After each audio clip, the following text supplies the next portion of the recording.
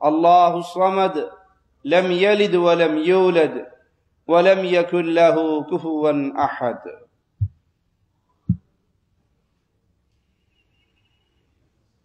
یہ دور فتنوں کا دور ہے۔ عقل مند انسان پر لازم ہے کہ وہ ان فتنوں کو پہچانے تاکہ ان کا شکار نہ ہو سکے۔ فتنے اندھیری رات کی طرح اپنے پر پھیلائے ہوئے انسانوں کو شکار کر رہے ہیں۔ ان فتنوں میں ایک بہت بڑا فتنہ اندھی تقلید کا فتنہ ہے۔ قرآن و حدیث کے دلائل دے دیجئے، مالک کا کلام سنائیے، احادیث رسول پڑھ پڑھ کر بتائیے صلی اللہ علیہ وسلم۔ تقلید شخصی، اندھی تقلید کے جرم میں مبتلا ہونے والے وہ کہتے ہیں ٹھیک ہے آپ قرآن و حدیث سنا رہے ہیں، لیکن ہم نے فلاں حضرت کو پکڑا ہے، ہمارے امام فلاں صاحب ہیں، فلاں بزرگ کے سلسلہ میں ہم نے بیعت کی ہے۔ اب آپ قرآن و حدیث کے دلائل دیتے ہیں، دیتے رہیے، ہمیں اس کی ضرورت نہیں ہے۔ ہمارے لیے ہمارے امام صاحب کی بات، ہمارے شیخ کی بات، ہمارے بڑے کی بات بس کافی ہے۔ اس فتنے میں مبتلا ہو کر بچے جوان اور جوان بوڑھے ہو گئے، اور اس فتنے نے امت کو تباہی کی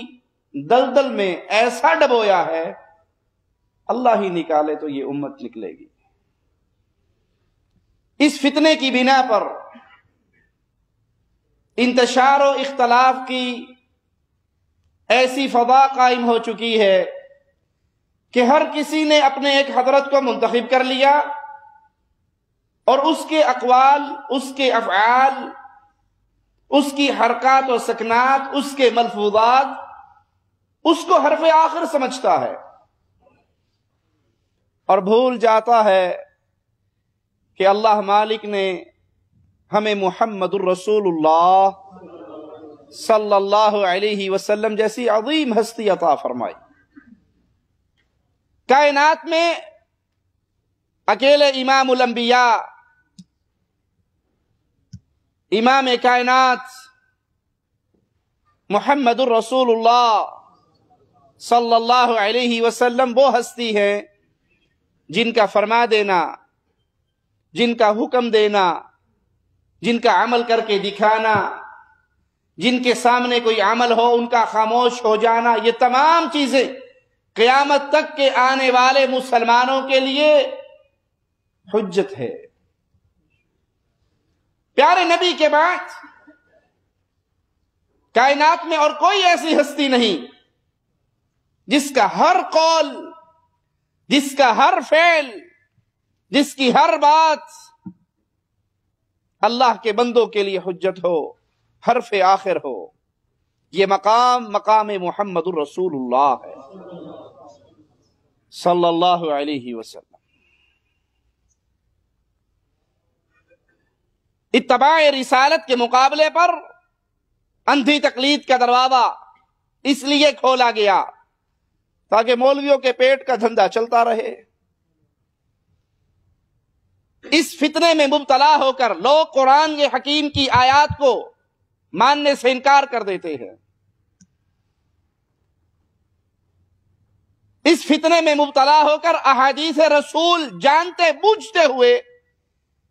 کہ یہ فرمان محمد مصطفیٰ ہے صلی اللہ علیہ وسلم انکار کر دیتے ہیں۔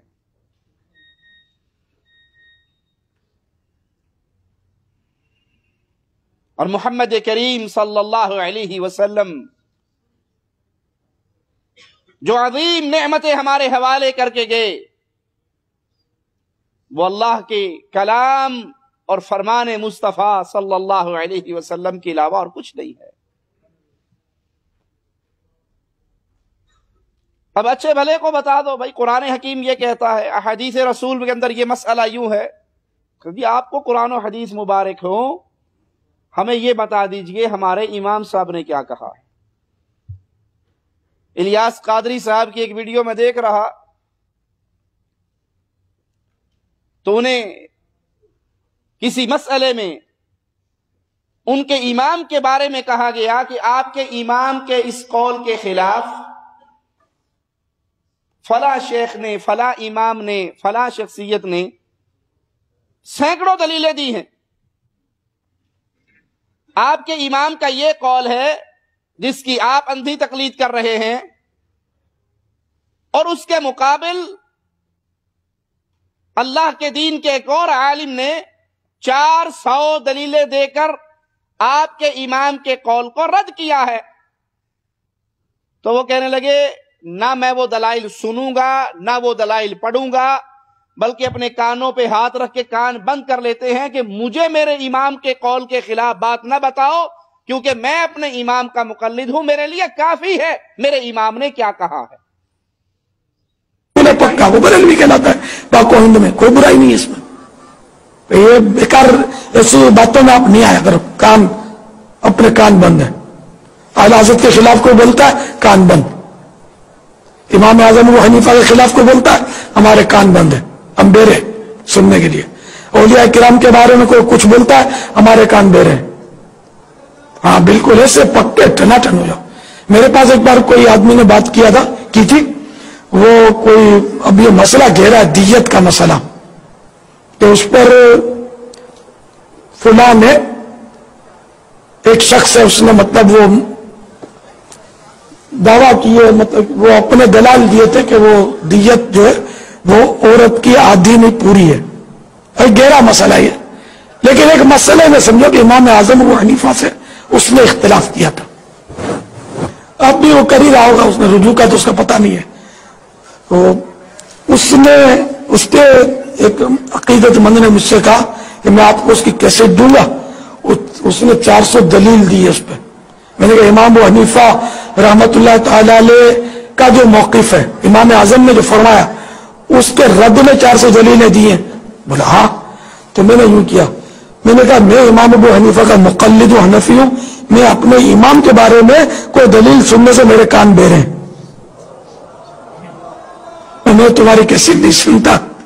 سنوں گا ہمارا ذرا وسوسے آنے اور مجھے کیا کرنا ہے۔ اور میں نے وہ ویسے ہک بوا پھڑتے مضبوطی دے نال پڑ،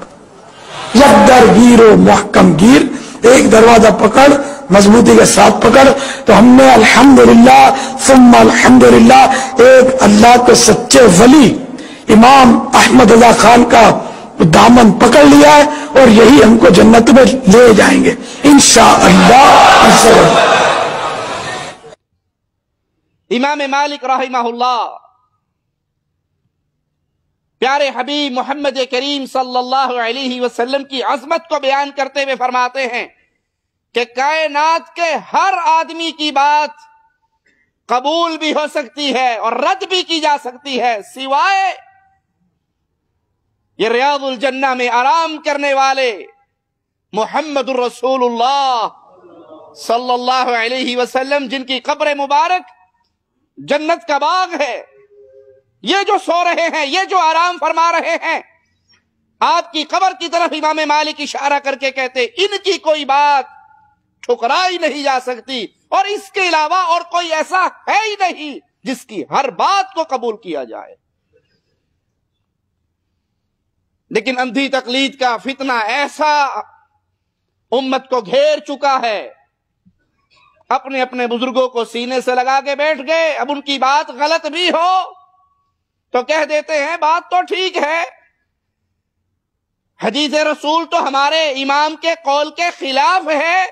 لیکن چونکہ ہم نے تقلید کی ہے اپنے امام کی، ہمارے لیے حدیث رسول حجت نہیں، امام کا قول حجت ہے۔ یہ ہلاکت رہی تو اور کیا ہے؟ سوچئے اللہ کے لیے، یہ سوچنے کی صلاحیت صرف اسی زندگی میں ہے، مرنے کے بعد ختم ہو جائے گی، پھر فائدہ نہیں رہے گا۔ ایک وہ شخص ہے جو پیارے حبیب محمد کریم صلی اللہ علیہ وسلم کی تباہ کرتا ہے، قیامت کے دن وہ بھی کھڑا ہوگا،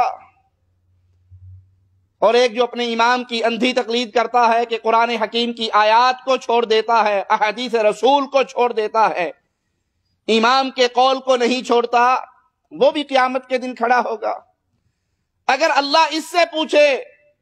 کہ تو نے محمد کریم صلی اللہ علیہ وسلم کی تباہ کیوں کی، یہ کہے گا اللہ تیرے کلام میں حکم تھا، اطیعوا اللہ واطیعوا الرسول،